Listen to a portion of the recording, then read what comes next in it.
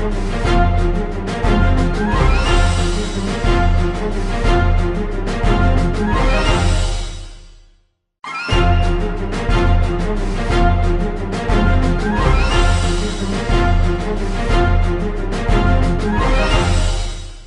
excited to come your way today, and it's from the Ivory Tower. My name, Omotayo Alo. Like we always do, we talk something educative, interesting, and of course entertaining. Today's topic is national development in Nigeria, the challenges, issues, and prospects. My guest for today is from the Yaba College of Technology, who will be discussing with me. But before we go into the discussion segment, we spoke to some students of the college, and this is what they have to say on the subject of discussion. Except we swap the government, like changing the person on it, because you see these people, if we just try to like giving them another chance, they're not going to work anything properly for us. So that's what I mean by swapping. We have to stop politics. Politics is a game. We don't want it in our society. That is number one. Number two, we don't want discrimination. Discrimination, religious, discrimination, ethnic, religious, or discrimination, food. That's it. So politics, we don't want it. Discrimination, we don't want it. One thing I would blame the government about it, because the governments are not really helping the matters. Like, okay, talking of education, most of their children are not in Nigeria. So they don't treat, assuming their children are in Nigeria, they will treat everybody equally. They will put their own children in condition. But everybody is just about their own gain, all what they want is, okay, what we are going to gain from me. They are not thinking about others.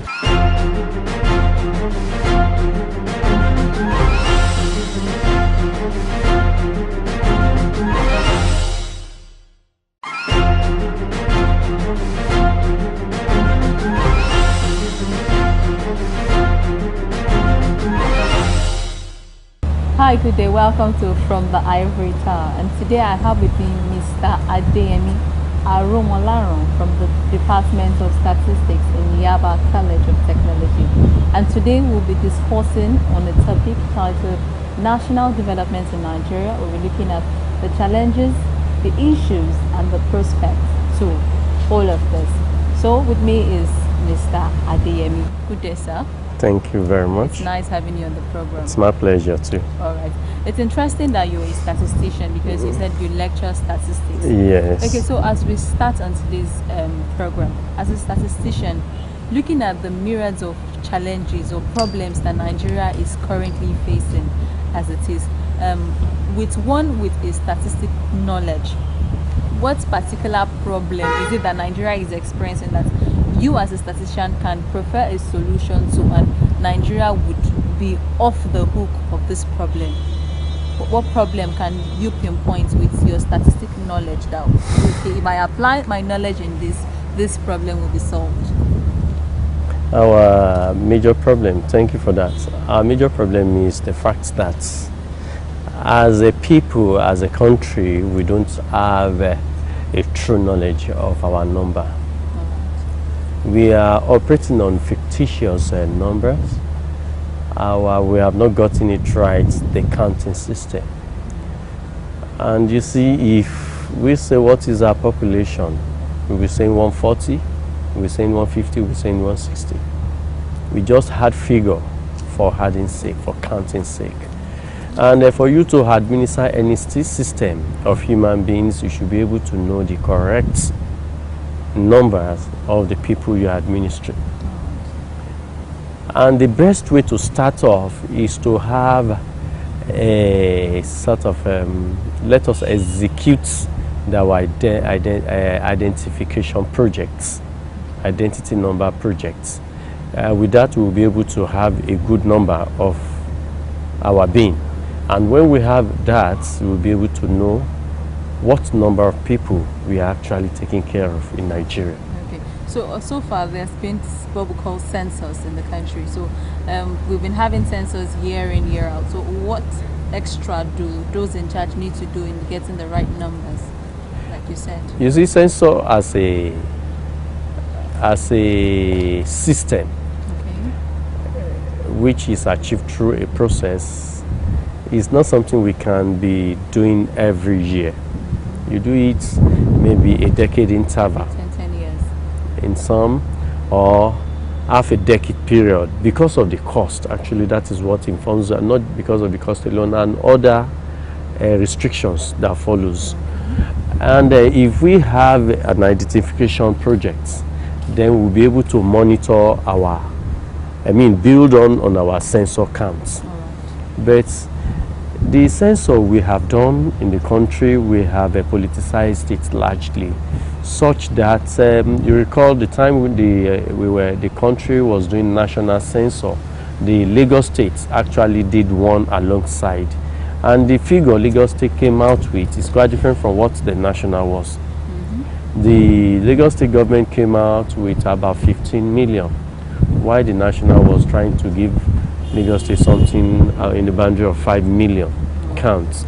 And you can see the disparity. It tells you how unreliable the whole exercise ended up being.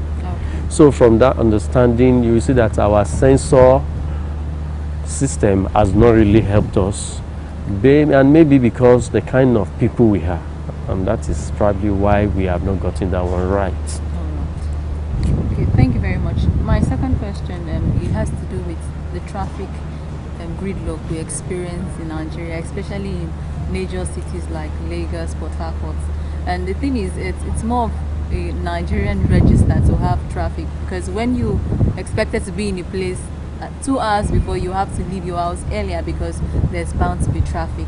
So it's a problem that most Nigerians do not like, because it has given us a tag of African time. We are not time conscious. It affects our time in life. So what do you think is can be done to totally eliminate it? Because government has sometimes they've tried times and times to profile one or two challenges, but this problem keep reoccurring. It's still there. Traffic gridlock is still there. So what do you think? What extra do government need to do to totally eliminate this problem?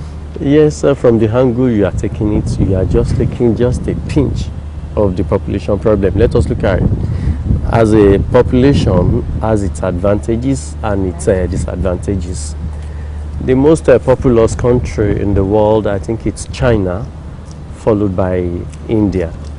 And these two countries, they have judiciously made use of their population to their economic advantage. Nigeria population as it is nothing yet compared to population of places like United States of America, which is in the boundary of 250 million, 260. Our population challenges are in diverse sphere of life. Transportation is just one. We're talking about the disadvantage of population in the area of education administration, the disadvantage of education in the area of health provision, health service provision, the disadvantage of health population in area of the taking care of the different strata of the population, the aged, the middle age, and the children. So the country as a whole, we have not really made use of population as its advantage, and it has created more of problems like transportation is one, growing crime rates, dwindled economic situation, and dilapidation, destruction of facilities as a result of overpopulation. So now let us now look at the transportation you are talking about. The population is not really the problem there. It's just because our government has not really made use of the land space that we have to our advantage. We have focused just more on just one means of transportation, which is a motor vehicle means of movement. We have transportation by rail, we have transportation by water, we have transportation by air, which we have not adequately utilized. Yes, it may be much more expensive to talk about transportation by air. By the rail and the water can be relatively cheaper compared to that of air. But our government has not really invested in those areas. And so long they are not looking into those areas, exploring the areas that we have mentioned, the water and the rail. then we'll continue to have the vehicular traffic log jams that we experience daily on our roads. So the only way out is for our government to diversify in the area of transportation management, going into the rails and the waterfronts. But on what you just said now, recently the federal government came up with a policy to privatize the rail sector in order to make it more comfortable and conducive for people to transport themselves. And when it was privatized, Nigerians complained because there was hike in price of the rail system. So if government decides to focus on this other sector, wouldn't you think it would make life unbearable or uncomfortable for the less privileged in Nigeria? You see, there is no policy when an investment has not become competitive. Those that are starting up will monopolize it, and it will be relatively costly. Just like telecommunication, when it first started, per minute we were making phone calls for 50 naira per minute, 60 naira per minute. And gradually, as we had more investors into the sectors, more networks coming in, it was dropping. Until the very moment, it is still dropping, the competition. So what government needs to do in such cases is just to make sure they license so many participators in the projects. When we have enough participators in that very area, then you will see the competition and the price will certainly drop. It is still a function of monopoly that's making it to be relatively high. Okay, thank you very much, sir. Like the topic implies, national developments in Nigeria, and for a developing country like Nigeria, what we look up to those ahead of us, that is developed countries like the UK, the US, and we want to try to adapt the things that they do and bring it to the country to make our country as better as theirs is. And that is a good example is the BRT scheme. Yes. Because we have the BRT in the UK, it works for them well, and the prepaid meter thing. But bringing it down to Nigeria, recently there was a strike by a residential area community in Lagos about the prepaid meter thing. The way it was being well functioning. regulated, the way it's functioning and everything. So Nigeria wants to develop. We want to be like other developed countries, but it appears that a lot of things brought to Nigeria don't seem to work. So what, in your opinion, should we really do as a nation to develop? You see, our major problem is indiscipline. You cannot bring about innovations without a level of discipline. Yes, the BRT, look at when it came, everybody applauds it. We appreciate it, we value it. And after much time, the road track, the portion of the road assigned for the BRT, we now have all shades of individuals plying the same track. Even at times you see trucks taking that track, the road is getting spoiled. The government has a own, they are not taking regular maintenance of that part. Then the level of indiscipline that is common among the motorists, the track that is meant for BRT is not being totally dedicated to the BRT. So what I'm saying is, any innovation you are bringing into any system, the first thing that is needed to sustain its existence is discipline. Nigeria as a country, we need more of discipline for us to be able to maintain our innovation. Like the issue of the prepaid meter, which is very good. We all look at it, we like it, but the government is not fully committed. When they brought in a policy and they did not think of how to sustain it, because of the level of indiscipline among the operators of this new system, it could not really give us the services we are expecting. Now the prepaid meter is being used to exploit us. I use prepaid meter in my house. Initially, when it was started, it was a beautiful scheme. But as time goes on, we discover that the system, the PHCM themselves devise means of exploiting us. Initially, once they don't bring light, then they know that the meter will not read and will not, our credits will not get exhausted on time. Now they brought in extra charges, such that when time you calculate it, you want the car to burn off quickly, so that you don't incur some fixed charges that could be too cumbersome at the end of the day. So most of the systems they are trying to copy from developed countries down to our system. For them to really work in our environment, there is a level of discipline that we need to. There is a level of cohesion and monitoring of our population. We have not really put in place some infrastructures that will be able to ensure high level of discipline amongst us.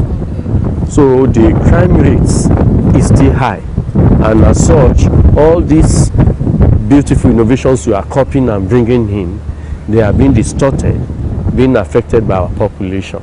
They are rendering them inefficient and ineffective by the time they landed in Nigeria. To develop, Nigerians need to be more disciplined. We need high level of discipline. Thank you. Right now, we want to take a short break, and after the break, we'll continue our discussion. Stay there. Core TV News presents a platform with presence in over 30 states of the Federation. Be sure to be had. For live coverage of events, we have the capacity to deliver from anywhere in Nigeria and beyond. Contact us now on 0803 471 8550 or 0803 724 9733 014 533 407. Our 24-hour news station.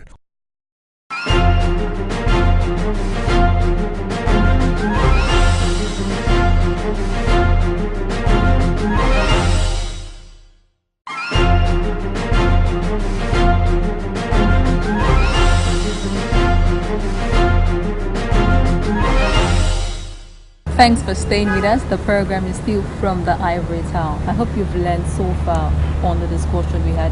We're looking at national development in Nigeria, challenges, issues, and prospects. And I have with me Mr. Adeyemi from Yaba College of Technology. Thanks for staying with us. All right, back to our discussion. We've looked at some challenges bedeviling Nigeria. You looked at the traffic problem. We looked at the problem of privatization, electricity, and stuff. So now let's move to the education sector.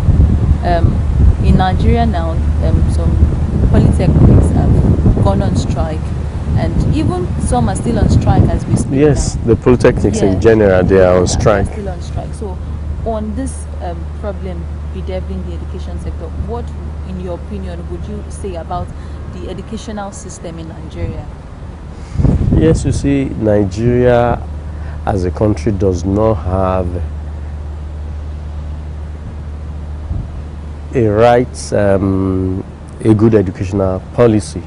In fact, maybe I should say we don't have a standard educational policy. And government in, government out, we run Nigeria based on individual perception of how the education system should be. It's not that we have a policy of, national policy of this is how we want our educational institution to be run. These are the expectations from these institutions. So that is why our educational system is not giving us what we expected. So we expect that the country should develop a national workable policy for education, particularly at the tertiary level, where we expect that the product of this educational system should enhance the national development in every sphere of human endeavors. So as far as I can say, in Nigeria, we don't have a good, or we don't have educational policy that we work on. All right, thank you, sir. 2015 elections around the corner. Yes. And of course, when elections come, we have new sets of leaders come Yes. into power. And it's been a problem in Nigeria. Some would say Nigeria does not have a policy problem, it's an implementation problem. And so the problem has been that we lack continuity and consistency in the policy that one government adopts. So for you, as a statistician, as an academic, and as a fellow Nigerian, what would you prefer to the problem that Nigeria encounters when the new set of leadership do not go on with a good policy that a previous leader has set in place? Thank you. You see, let me debunk this conception. At times we get tempted by saying Nigeria doesn't have a problem with policy. But we should all admit today Nigeria has problem with policy. It's not just the execution. Where there are policies, the policies are obsolete. Just for instance, in the case of education, polytechnic as a sector, the policies that are there for the running of and maintenance of polytechnic education as a sector are obsolete. And that is why the polytechnic is not really meeting up with the mandates expected of her. Likewise, in other tiers of government, the policies that are there are obsolete. But in most cases, there are no policies. And that is why you look at education. The few policies that are there are obsolete, but for the proper blueprints of how education should be run to match the Millennium Development Goals, we don't have that. In particular, with the present administration, it is obvious to every one of us that is in academics, in the educational sector. We can see that this government doesn't have a policy that it's working upon to reposition educational institutions. So in education, we can say Nigeria does not have a workable blueprint and vis-a-vis a good policy to work on. All the policies are obsolete and they needed to be reviewed. There is need to organize the national stakeholder workshop on the maintenance and management of tertiary education in Nigeria so that we can reposition it. Both the polytechnic, the universities and the colleges of education are suffering and they needed workable blueprints for them to be repositioned. So if we look at it, we will not just say, oh, there are policies. If you say there are policies, that means you are saying we can operate an institution and policy that was more than 3 decades, 30 years old policies. You mean it's not applicable to the present? Oh, sure, for sure. The technology of 20 years ago is not the same thing as what we have. Technology has become so dynamic that constantly it changes. And so if an educational system is not in tune with this dynamism, then you see that the educational system becomes obsolete. So this is what Nigeria technological education is facing right now, the polytechnic as a sector. All the policies, the technological policies in area of education are obsolete in Nigeria, and that is why Nigeria education sector is not meeting up, is not matching up with the other institutions globally. Then we are approaching 2015. Yes. We will expect Nigerians not to be carried away by the sentiment of party affiliation.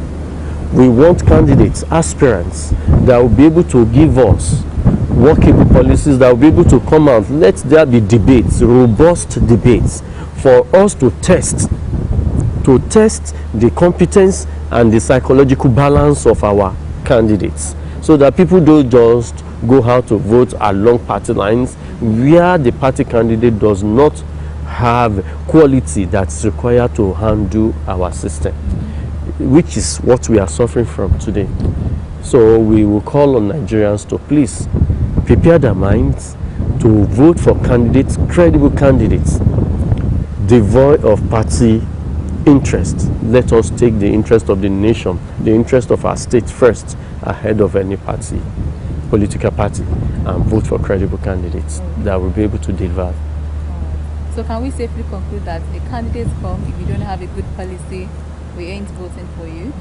Yes, not just bringing the policy. You should be able to tell us. Because it is very easy to write a policy and give it to a candidate. We are talking of you coming to explain your policy. Because we know in Nigeria today they can easily write it and give it to a candidate, go and read it out. You must have a good understanding of the policies you are trying to market to us and be able to explain yourself better. And we believe that we have gotten to a level where we should have robust debates among the candidates, and that is where we tell you media endeavor to organize debates for these candidates, so that even up to local government levels, so that the Nigerians will have been assisted in making up their mind to detect and discover reliable candidates. All right, but I really wanted to say something on continuity. Yes, continuity is a problem we are having in Nigeria. We have not gotten our democratic experiment right, and as such, the issue of continuity has become a problem. We have not really been able to separate party politics sentiment from ideological sentiment. You see that a sitting government has a policy. When a new government is coming, you should be able to continue to build on these policies that are good. But in Nigeria of today, we still work along party lineage, and we have so many parties that does not have a blueprint. So until parties begins to have blueprints and we see that they are copying it, they are modeling it from one state to another, from one local government to another, then we can begin to talk about continuity. So for now, we are still talking about Nigerians' attention being focused, asking questions from candidates. What is your blueprint? What is the model you want to come and lead us on? So this is the time we should let our candidates, wherever they are, at whatever level, they must have programs they want to execute for Nigerians. Thank you very much, sir. It was really pleasure. nice talking to you. Thank you very much. Mr. Adeyemi Yes, Amomolaran, College of Yaba College of Technology. From Yaba College of Technology. Thank you, sir. It's my pleasure. So this is where we call it a day on the program from the Ivory Tower. I hope you enjoyed every bit of our discussion. You know, Nigeria is yours, is mine. And as we discuss national developments in Nigeria, the challenges, the issues and the prospects, it's high time we looked at how our country could be better for you and for me. On this program, we're particular about informing and educating you. So that's why we won't go until you see our code session for today.